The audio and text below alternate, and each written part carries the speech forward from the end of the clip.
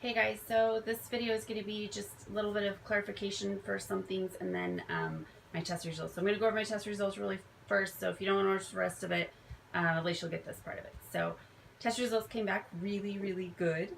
I go back in next week for some more and some testing where they can put some dye in and all that kind of good stuff. So good, my test results came back that normally the doctor's office calls me and it's the nurse or the secretary and she says, let's schedule an appointment for you to come get your test results. And I say, I'm not driving an hour for those test results, so you may as well tell me over the phone. And we can't do that. We got to talk to the doctor, so I have to talk to the doctor, and then eventually they call me back, and it's a big pain in the butt process. But this time, the doctor called me himself. So, something had to be very wrong or very right. It was very right. Yay! What this diet has done for me in like 2.5 weeks would normally take my prescriptions over a month to accomplish, and possibly even a blood transfusion. So didn't have any of that, just ate right, and it was awesome. And he was very interested, and it was really funny because he says in his little Indian voice, "Oh, I see. Are you finally taking these prescriptions that I subscribe to you that you never take?" No, I'm not taking those. What is it that you're doing, and who's telling you to do this? It's funny. And I sent him all the information and told him I know that legally this is the stupidest thing too, like stupid. But legally, he cannot encourage me to do this. He cannot recommend it. He can't, he can recommend for me to be healthy, of course, but he could not recommend that this is going to be my solution versus chemo and radiation. So, but I can tell he's very interested, so I know his legal boundaries, but again, stupid that they even have these legal boundaries. I think it's dumb.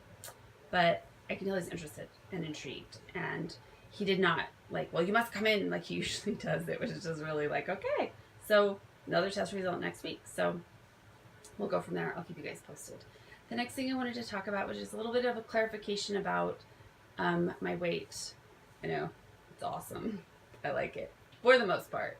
But let's go back about 3 years when I first started this journey. I know a lot of you remember that I went to Limitless and had this epiphany of life awakening and started to make some changes in my life. At the time, my body had quit producing red blood cells and maintaining red blood cells. So I think it was about 2 weeks before I started all this that the doctor said to me, you're going to be doing a shot 1 week and blood transfusions the next week, and this welcome to your new life.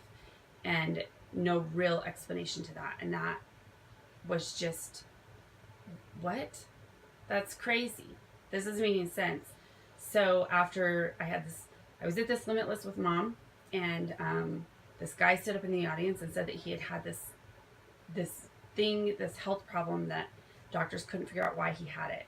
And there was no real explanation, but he had just been sick for a really long time. And he thought to himself, maybe it's in my head. And made some changes in his life, and he was cured. He had no more health issues. So at that moment, I heard him say that, and I thought, well, the doctors can't really find out why my blood is doing this, so maybe that's my case. What's worth a try? And decided that at that moment, I was gonna test this theory and change my life, which did change my life. Over a 2-year period, I lost 80 pounds, was off all of my prescriptions, and happy. I didn't quite realize that I had lost 80 pounds. That was the best part. Like, I didn't go at it to lose weight. I went at it to love myself.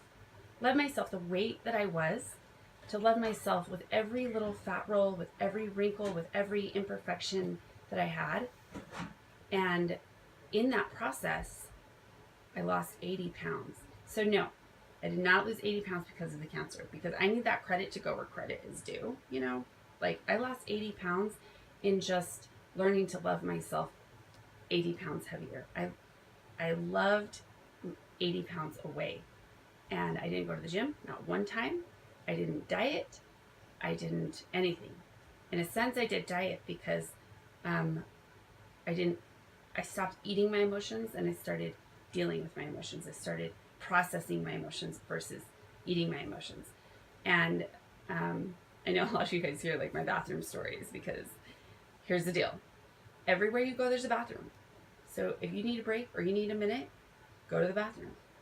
if you, like, let's say you go to the bathroom because you need like a mental break or you need to like deal with something, you go to the bathroom and you're in there a long time. Nobody's going to be like, hey, you're in that bathroom a long time. Because that's like not cool, right?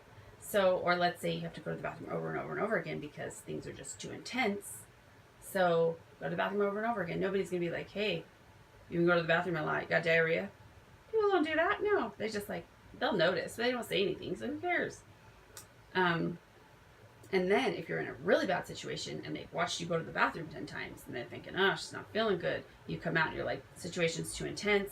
All you have to say is, I'm just not feeling very well. I got to go. And you get to go because they're not going to question you because you already went to the bathroom 10 times. It's awesome.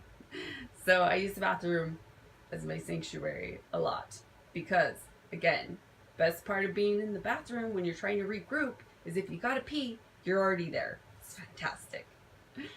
So, that's how I lost that 80 pounds initially. Now, I have lost an additional 25 pounds due to the feeling and the sickness since I've had the cancer. And that is 25 pounds that has not been healthy or good or the pounds that I intended to lose. Okay, probably maybe some of it's okay, but not in such a good way, not in a healthy way. And I've since put on 6 pounds since I've started this diet, which is really awesome because I was to the point where, our mom came to visit and I was like, hey mom, you want to see something gross? And I like flipped my shirt up. I was like, ugh. Not just my boobs, but like my ribs and everything. It just looked gross. So I put on 6 healthy pounds and I'm happy about it. And I plan on putting on some more because I feel like I'm at a more comfortable weight and healthier when I'm just a little bit heavier. So I needed that credit to go where credit was due. I did that. I spiritually built myself, and in that, it changed my physical self, and it was awesome. So the past year, I've been thinking to myself and saying to myself, hey, you took care of your spirit, you did really great with that, maybe you should start taking care of your body. Mom made this comment to me one time, and she said, when you die and you're floating up to heaven and you look down at your body, what would you say? And I'm like, peace out. Like, ugh, I'm like done with you and all your issues and your no hair and your fat and everything. Like, peace out, body. Go to the ground. Going to heaven now. Then she said to me, but what would your body say to your spirit? Oh, probably I can't live without you. Because literally you can't. Or I'm going to miss you. You were so part of me and I'm going to miss you. Goodbye. Goodbye, spirit, my friend. And I bet my body would be really sad. So that kind of put things into perspective that, I did spend a lot of effort and time fixing my spirit and my soul, and maybe it was time to start giving some of that love to my body. And I know I loved my body. I loved my size, and I loved my weight, and I loved my wrinkles, and I loved my body. Yes. But I wasn't really taking care of my body. I was taking care of my spirit, which my body was like, yay, joined, So I've been saying for like past year, I need to really start just eating healthier and doing better with taking care of my body. Maybe some, some wrinkle cream and stuff. She might be happy about that. And with this cancer and everything that Maddie is doing for me and helping me, and with mom helping me with all this, and everybody else is helping me with this eating thing and being healthy, I've really decided that this is okay. I've been saying that I want to get healthy, and here's the perfect opportunity. Use it to cure me too at the same time. So I'm now taking on this whole new perspective of my cancer and a whole new way to be thankful for it. Because you guys, I'll tell you all these reasons why I'm thankful for cancer. Because I am. Because it's done good things. It's done some bad things, but the good things it's done has way outweighed the bad things. So this new part that I've decided is like 3 years ago when I started my spiritual growth, it was like step 1. And now I'm on to step 2, which is getting my body healthy. So all cancer did was gave me that extra little nudge that I needed to do it. So thanks. I needed the nudge. Now I got it. And step 2 is taking care of my body. Maybe step 3 will start to combine them a little and do like spirit body stuff. But for now, I'm happy to focus on and really focus on getting and being healthy, which is really cool because it's with my kids too. I'm starting to feed them healthy like I am. We eat the same healthy foods now. We snack at the same healthy food stuff. And when we go grocery shopping, they're picking out the healthy things too now. And it's only been a matter of weeks and they're embracing this like it's just as awesome for them as it is for me. And I'm excited about that. So it's changing a lot of things in a very good way. So step 2 for me, step 1 for my kids, because we're all getting healthy and eating better. And it just gave me a whole new way to be thankful and happy and better my life in many ways. So stay tuned for step 2, and thanks for all your help in step 1 and on to step 2. Mom mentioned to me that in my stuff at the top was this interview that I did, I think it was 3 years ago, with a really dear friend of mine that wanted to, hold on, Tana, please. I'm almost done, baby. So she wanted to do this interview because she said that she saw this spark in my eye that when I said I was going to change my life, she believed me.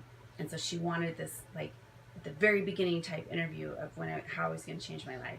And I have not seen that video in 3 years. I need to go back and watch it. But Mom watched it and kind of brought it up to me. But anyways, I have changed my life, and I'm going to continue to change my life. That doesn't mean I am not going to have days where it just sucks. And I'm not going to have days where, yeah, the pain is stupid and I don't want it anymore. And shut up, cancer. I'm not thankful today, okay? But same thing I go through with my spirit days too. But in the long run, the good outweighs the bad anytime. So I'm excited to bring you guys along. Sorry it took me so long to talk to you about my test results, but it feels like some days I just want to be alone and kind of cope. But thanks for your patience, and thanks for all that you do and all of your support and everything that you guys do for me, because I really feel like so many of you are and have been the wind beneath my wings. I love you.